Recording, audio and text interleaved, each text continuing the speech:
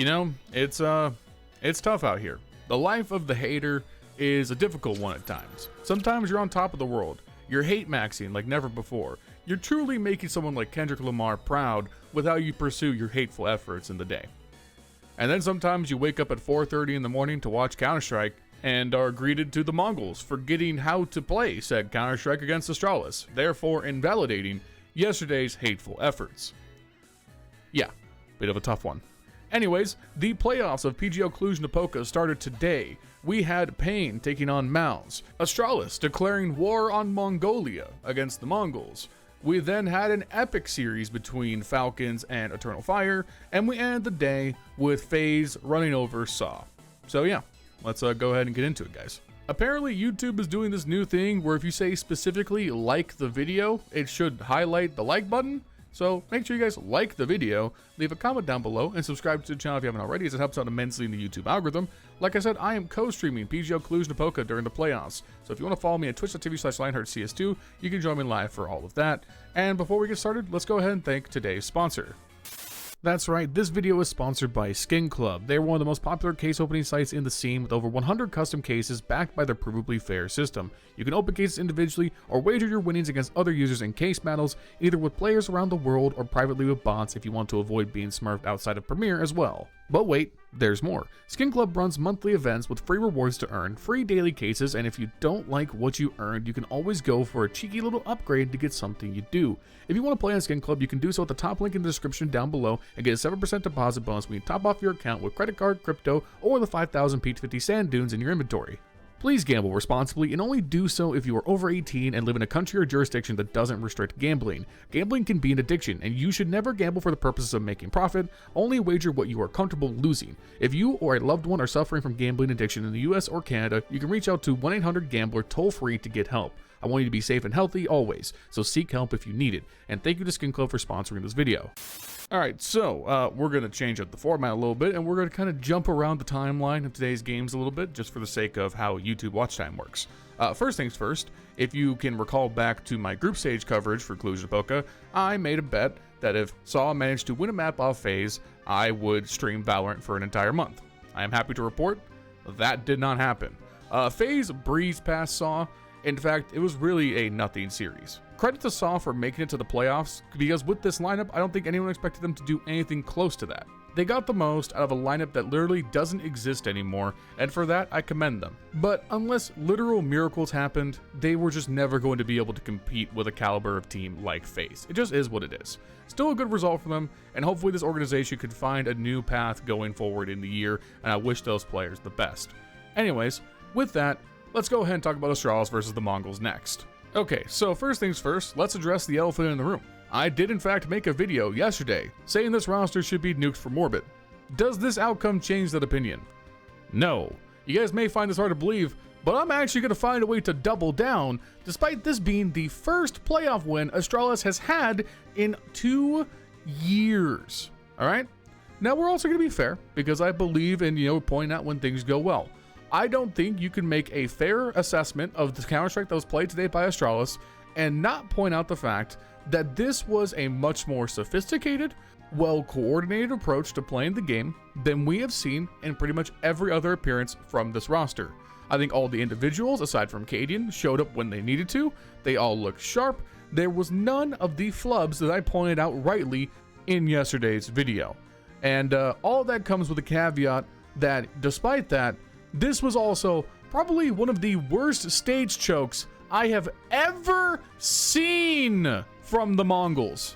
Now, you may rightly ask why I was so confident that the Mongolz would make it out of this bracket despite their playoff issues. Well, it's because they will probably not compete in another event this entire calendar year where they have an easier chance to make a grand finals. They were arguably the best team in this tournament.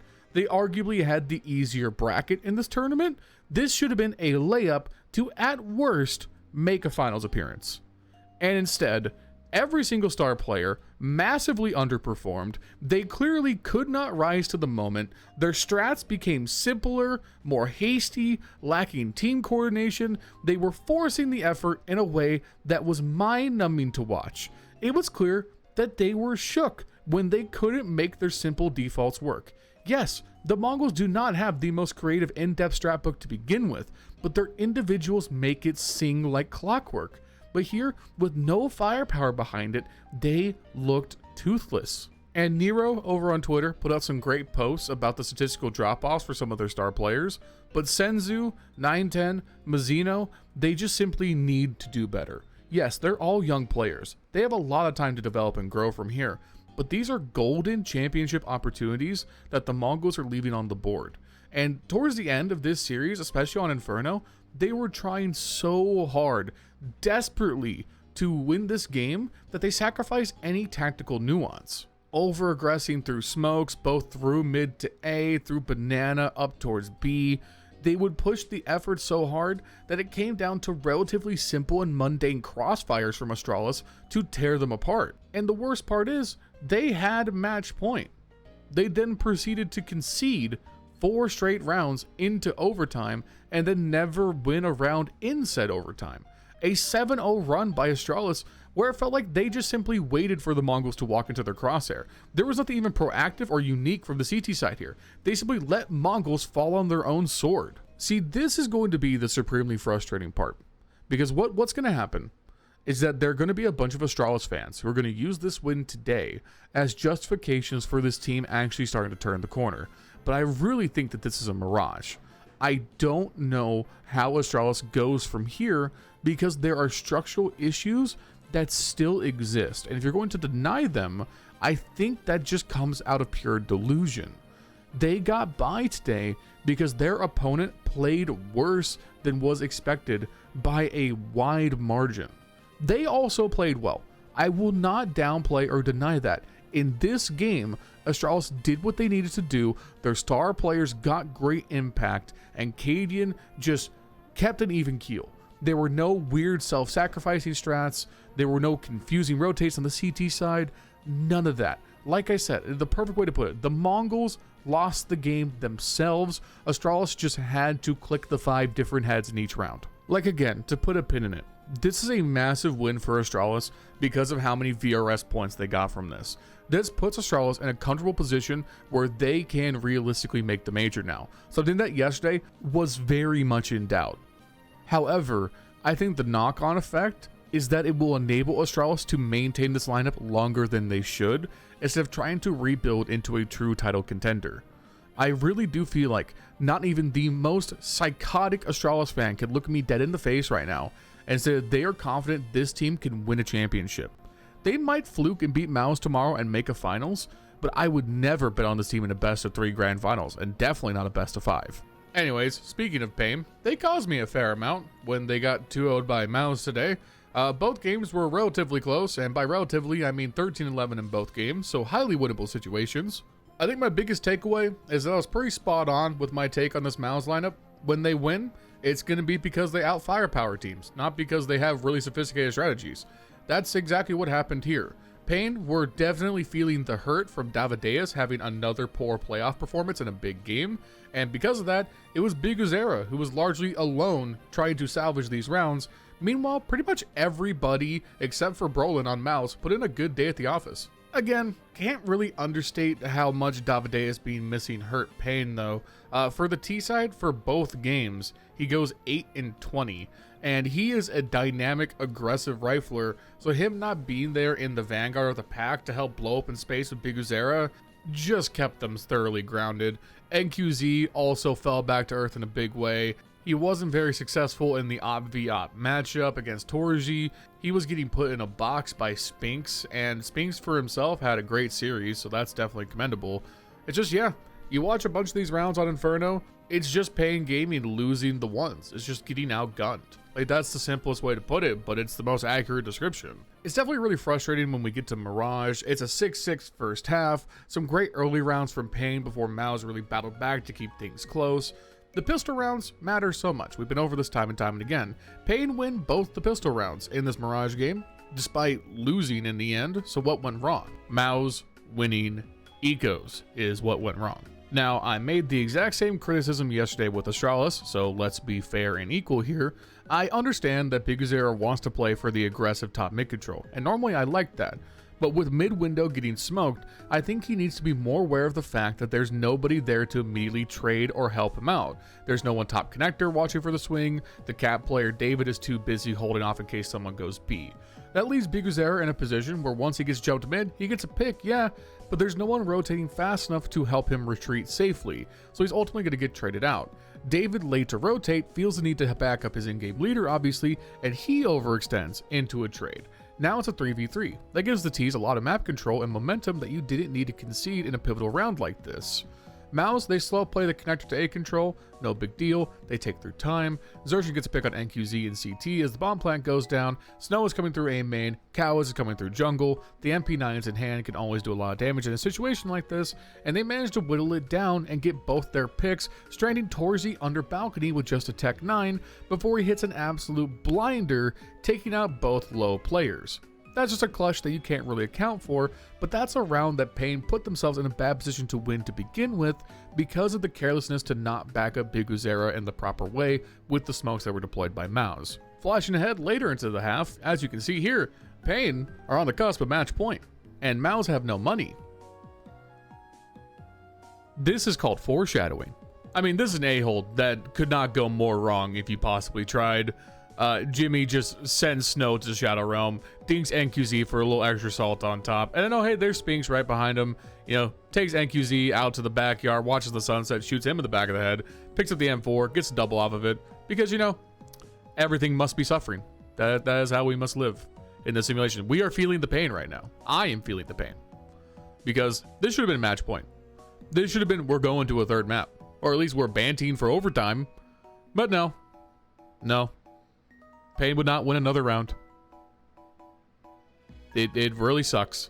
Anyways, we are going to round out the day with talking about Eternal Fire taking on Falcons.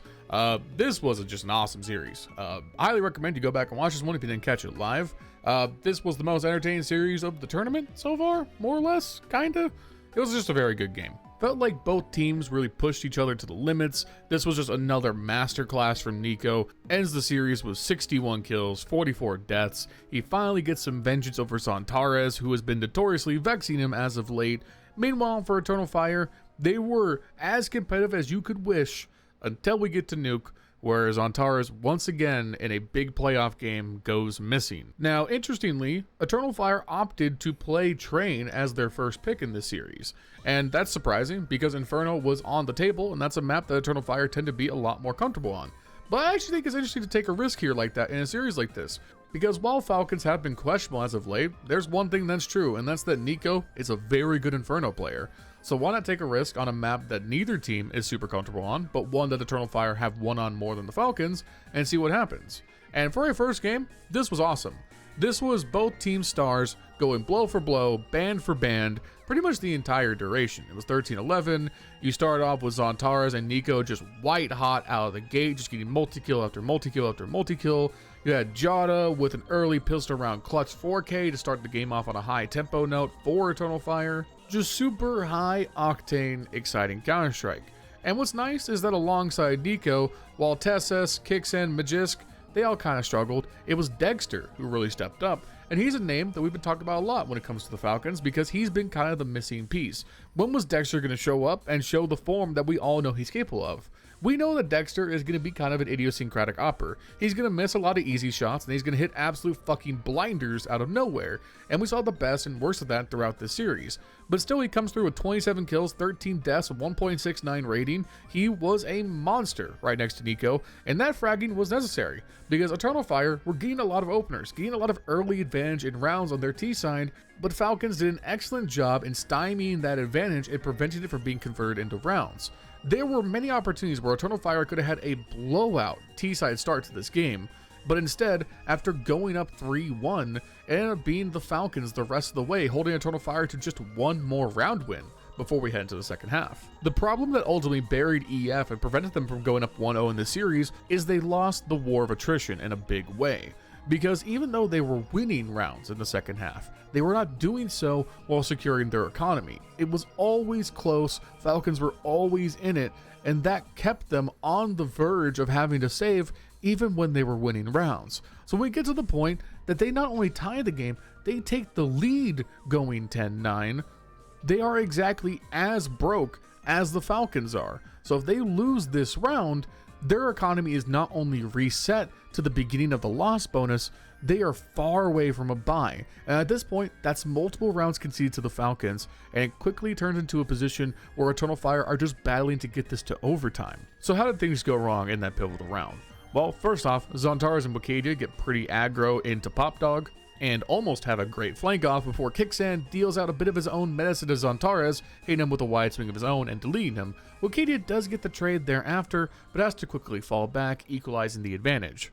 It also isolates all of Falcons towards this B take. They can't really rotate back to A at this point because they don't know what's going on through A main or Ivy. However, this ultimately works against Eternal Fire because Major is so far away on the rotate, going all the way through Ivy, all the way through T-Spawn, and there's only Joda and Woxic nearby to fend off the B site take. And Woxic does get one pick, he does get immediately traded thereafter, and Joda gets a sick double kill down on the bomb site to really hold things down. But the problem is, guess who's last alive? It's Mr. Nico, who, I don't know if you know this, is actually one of the best clutch players of all time. And Joda has no idea where he could be. There's not enough intel on his side, and Nico executes a great 1v1 maneuver, 10-10. This puts Eternal Fire in the worst situation you could possibly imagine, because their econ is so low that if they save, they can't really full buy next round, not in any way that's sufficient, so it's incentivized to force here. But if you force here, you then have to full save on the round after, so now instead of this being 10-10, if you lose this force buy, you're conceding match point, and you're still not going to have much of a buy thereafter. It's a damned if you do, damned if you don't situation, because if you full save right now, there's no guarantee you're going to have anything better than 2 half buys for the rest of the game. So what do? I think you have to do these forces. There's kind of no other way to go about it. And despite some good scout tags from Woxic, it falls apart relatively quickly, and Eternal Fire have to save whatever leftover utility and weapons they can for next round's inevitable full save. And they almost win this out of nowhere. Somehow, the 5-7s do God's work and put the fear of Turkey into Falcons' hearts before they somehow salvage it at the very end to keep things alive. If they won that full save, who the fuck knows what happens thereafter. And you know, Eternal Fire, they do a game job of winning the next full buy round to get us to the last round of regulation, but it's a straightforward B hit from Falcons on a low buy that seals the deal. Nico gets a great forward position into the Z smoke, getting a shit ton of intel. You have Dexter still just doing great with the opponent's hands. There's just no way around it. Very clutch play late in the game by Falcons to steal this first map when they were on the back foot. Now, I do think Eternal Fire dealt it back in spades. They are definitely a better Dust 2 team in my opinion. I think that's just, their strategies are just better, and their firepower is just not that much worse. They blew Falcons out, 13-6. Just stomped them. So much so that there's really not much to talk about, other than the fact that Joda was amazing, 20 kills, top of the server, and they kept the entirety of the Falcons lineup in a box. That's just how it goes sometimes. We move on to Nuke, and I feel like we're set up for a classic finisher. Both these teams play Nuke very well. Nico is obviously the best rifler to ever play the map, so I think it's going to be very entertaining. And then we pull up, and you know, we're a little ways into the second half, and Zontaras has 2 kills and 8 deaths. And that is just not what you want to see.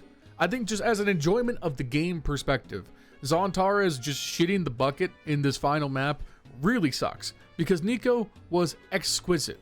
Dexter was unreal clutch. Both teams were actually playing each other very close, it seems. These rounds were hanging on just a razor's margin at some points. But Zontaras, Woxic, they just couldn't perform. Zontaras is one of the fastest time to kill players in the world. He's one of the fastest first bullet players you will ever see. And you watch some of his POVs here, he's just getting killed before he's getting the shots off. Or he's shooting and missing. He just wasn't sharp like he normally is, like he was in both other maps of this series. It's just a sad thing to see, because everything else for Falcons went extremely right.